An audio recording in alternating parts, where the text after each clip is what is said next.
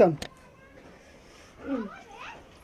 चलो हो निमने से लड़की के बियाह शादी अपन ठीक ठाक हो गई आ जा तो वो अपन ससुरा चल जेते ओहू के घर दुआर बस जाई तो ठीक है ना बाटे।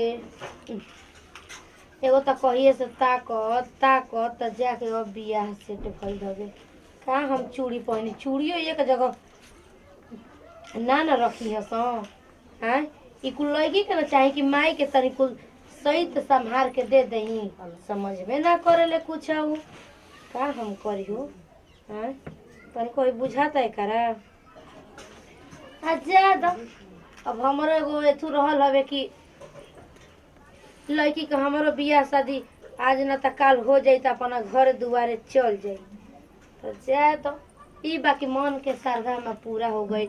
अरे हम सोचत रहिए दादा कि सब दुनिया के लड़किन के बियाह शादी होता हमारा लड़की के कब होई ये भाई 3-4 गो रहल ना 4 गो ही में 4 गो ही में तनी बार और झाड़ ली बार नहा धो के यही गने बानी अभी ले बार ना झरनी का करिए गो काम बाटे पूरा तो माई रे अरे हम का कुल चूड़िया का करी है रे हई दर जानत रहबी हम इतु बनावत रहमी कर दुआर गेट बनाओ तरू तोहरे बनौला के भरोसा हम नहीं ना ठीके कर पहले पहिन ले ना कुल रात हई दूधू का बूढ़ पुरानिया भइनी अब तारा के सेट लगा के पहिनत रही माई रे एगो बात बताओ तू का बताई इतना जल्दी शादी काहे के करता है अरे इहो पूछे वाली बात है कि इतना जल्दी काहे शादी करत रही गजब लड़की तू बड़ी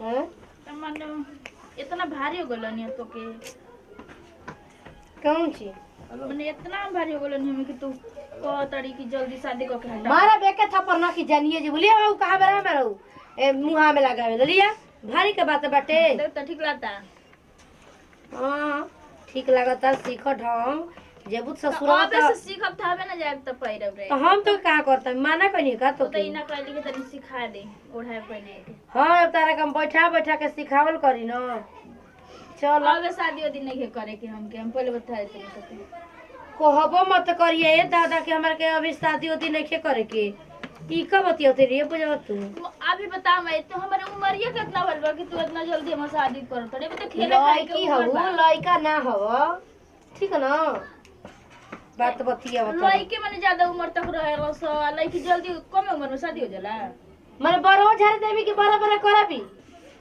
चल ठीक है चल ठीक बोलिए वो बड़ा में लगा मुंह में का लगावे ला माने कि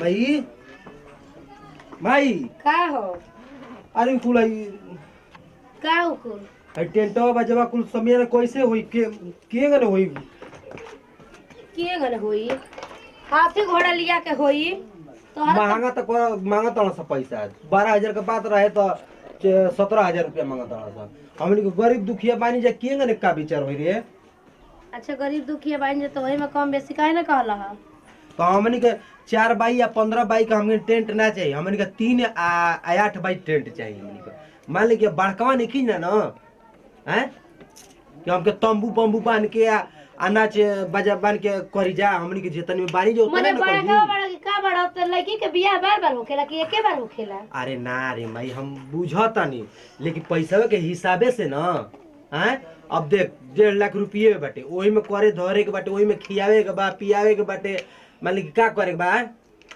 अच्छा चल ठीक बाटे माने कि कहां तू जात है इतना सिंगार पटार क के कहां जाता है अरे कुल ओकर सब सामान किनाई ना किन के का गोलिया के धर माने कि काम है तू बिटिया भइल बड़ी जेकर शादी होता ओके बोलते नहीं तैयार होके के आ तू खुद होतड़ी अरे जितना अरे आजे नहीं ना जात ना आजे नहीं खे जा जाना तानी ओकर 5 तारीख के पड़ल बाटे 5 फरवरी के हां तो चुपचाप रह न लगाई ना तू इहे कुल देखेले रे लइका होके ना रे मैं ऐसा कोनो बात नहीं देख चिंता बनल बा कि बहनिया के शादी हो जाई ना तो हमरो टेंशन ना तोरो टेंशन आ बाबूजी का टेंशन दूर रही अच्छा। बाबूजी तो झाझा में बाजा बजाओ तर ना देख तू उल्टा खाली बोलेली तू बोला तारे कवन ची हम बात के बारे में उल्टा बोले जाला उल्टा मातारी नहीं रे माई अरे दादा ई का दिन कहां से आ जाला त भचर भचर करे खातिर के मौने रहस तर। चलो तुम आराम से बैठ के अब बतियाई। बार बार फोन करत रहलिए, अब हमके टाइम ना मिलल कि हम फोन करी। तन प्रिया से बतियाई। हेलो हेलो का होता जी? बड़ा 4 दिन पे याद कैली हो, का बात बा?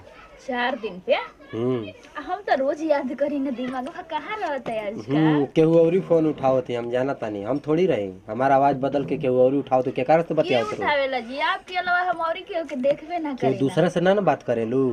ऐसन बात कर दियो नी, मैंने हमारे बारे में सोचा नहीं आगे इतना फालतू बात करत है।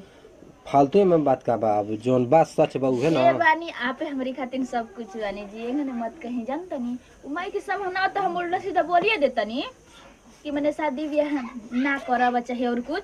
आ सुना ना, हाँ। हम जान दें शक होता तू सोनुआ झारखंड वाला से बात करेलू। अरे दादा ना दादा का, वही से तो कहता हूँ कि रोज बात करनी। हम 4 दिन तक तू फोन करत रहो, हम जानत नहीं ना। तो तू उनके कहीं जान गईला? हाँ अब हम का जानते नहीं, तो आवेला जब कॉल करेलू तो सब दिखावेला हमार। देख हम एगो बात बताए तनी साफ साफ, समझदार हुई तो समझ जाइए। अच्छा ठीक बा, मैं झगड़ा छोड़ा, हाँ। बोल कैसे याद कैलू हो? काहे हम याद ना करी ना? ना हमार सब कुछ हऊ हो, हमार जान हऊ आ सब कुछ। जान है, प्राण है, धन है, सोना है, चांदी कुल है ना। हाँ आ कहाँ बाड़ू, कौनी गौवा में? हाँ बानी घरे बानी और कौन हऊ बछेपुर गांव में नहीं ना? नहीं कहिए आवत है बारात लेके। चला अभी बारात लेके अभी समय न बाटे, का नाम है, अभी टेंट बाजा समियाना कुल तंबू बम्बू कुल जहन तनी सेट करे गाना के बा। लेके कि अंगूरी पे गिन गिन के इंतजार करी ले। हम का बताई तो है से अंगूरी पे गिन तनी दिन रात, लेकिन दिनवा कटते नहीं खे। त हमरो से ना सेज पे साहत नहीं खे, कहिए तू हमारा खटिया पर अबू पलंग पर संगे रहबू। कुछ ना बोला जाला फालतू, अभी ये से ठीक जब का बात तब का। का ल याद आवत त का करी, जब पल पल भर में अब मान लगे तू ही सतावेलू आ रात में याद आवेलू, तोहरे चेहरा हमारा दिल में सटेला। का ठीक बटे अब जाता नहीं हम, ठीक बटे ना कहाँ जाता नहीं, माने कि अभी मन भरल ना बतियावे खातिर। सुना तो हम फोन करी ना तो बहुत मन करेला बात करे के, अपने मन से तो ना बुझाला कि बात कर ना, ऐसा कोनो बात नहीं खे। सुना बोला चल तो आके नगारा से कुछ कीन दी, खा की ना तनी जी। घाघरा किनाई तोहरा खातिर। सच में मन करेला ना कि लहंगा पहिरबू, एकदम मन करेला। तो फिर तो पहिनी ले जब हमार बियाह होई तो। मान ल कि अब तरसावा मत, अब एगो चुम्मा दे दो हमरा के। अरे अपनी दीदी से ना मांग ले। देखो ऐसा मत कह, तारा ओठ के ललाई बड़ा हमके निक लागेला। पूजा तो बड़ी ना मांग ले। देख ल तोहरे नाम उहे है, तू गड़बड़ाओ तर। सुना बोली लेवे का मन करता, हाउ वाला चीज आवा मन करता है ना। तो ठीक है बात, हमके दे दा। कहिया होता नी हमसे कोती की अबे आ जाता नहीं। I love you, I love you too. I love you, I love you बोला, बोल बोलते दे ये खाली और आई जल्दी भेंट कर। तनी हेनियो को के बोल कोहो तक की बियाह करे के मन के आई के करे से बतियावत है। अच्छा ठीक बटे, और बताऊ सनी आई के करे से बतियावत है। अरे बतियाओ तनी सावत और माई में घतारे त ना जाए। हाय देख के गन बतियावत अरे गिरी ना रे। ना सर एकदम घर के पिघले बाड़ू। हां चोरी चुपे बतियाओ तो मन का जानत हम नहीं खी जानता नी।